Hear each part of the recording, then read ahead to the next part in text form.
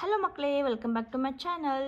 ಇವತ್ತಿನ ವಿಡಿಯೋದಲ್ಲಿ ನಾವು 3ನೇ ತರಗತಿಯ ಕನ್ನಡ ಪುಸ್ತಕವಾದ ಸವಿಕನ್ನಡ ಈ ಪುಸ್ತಕದಲ್ಲಿನ ಪಾಠ 16 ಮುಳುಗದ ಸೂರ್ಯ. ಓಕೆ, ಮುಳುಗದ ಸೂರ್ಯ ಇದು ಪದ್ಯ. ಓಕೆ, ಇದನ್ನು ನಾವು ಇವತ್ತು ವಿಸ್ತಾರವಾಗಿ ನೋಡೋಣ ಮಕ್ಕಳೇ. ಅಂಧರ ಬಾಳಿನ ಸುಂದರ ಚಂದಿರ, ಗದುಗಿನ ಗವಾಯಿ ಗಿರಿಶಿಖರ, ಬೆಟ್ಟದಾಚೆ ತಾ ಬೆಳೆದು ನಿಂತನು ಪುಟ್ಟರಾಜ ಕವಿ ಪ್ರಭಾಕರ.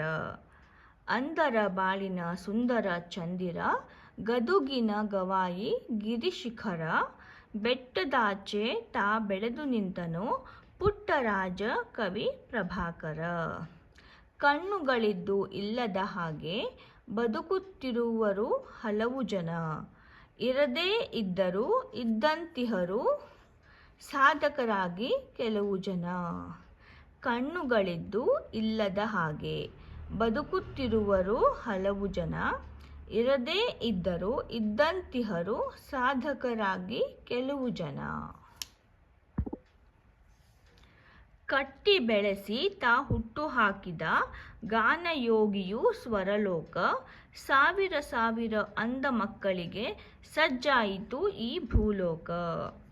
ಕಟ್ಟಿ ಬೆಳೆಸಿ ತಾ ಹುಟ್ಟು ಹಾಕಿದ ಗಾನಯೋಗಿಯು ಸ್ವರಲೋಕ, ಸಾವಿರ ಸಾವಿರ ಅಂಧ ಮಕ್ಕಳಿಗೆ ಸಜ್ಜಾಯಿತು ಈ ಭೂಲೋಕ.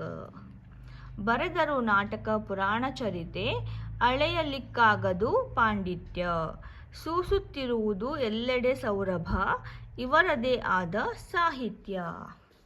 ಬರೆದರು ನಾಟಕ ಪುರಾಣ ಚರಿತೆ, ಅಳೆಯಲಿಕ್ಕಾಗದು ಪಾಂಡಿತ್ಯ, ಸೂಸುತ್ತಿರುವುದು ಎಲ್ಲೆಡೆ ಸೌರಭ, ಇವರದೇ ಆದ ಸಾಹಿತ್ಯ.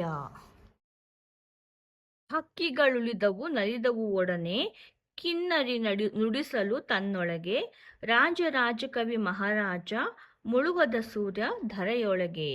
ಹಕ್ಕಿಗಳುಳಿದವು ನಲಿದವು ಒಡನೆ, ಕಿನ್ನರಿ ನುಡಿಸಲು ತನ್ನೊಳಗೆ, ರಾಜರಾಜಕವಿ ಮಹಾರಾಜ ಮುಳುಗದ ಸೂರ್ಯ ಧರೆಯೊಳಗೆ.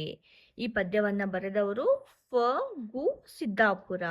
ಓಕೆ, ಈ ಪದ್ಯವನ್ನು ಬರೆದಂತಹ ಕವಿಗಳು.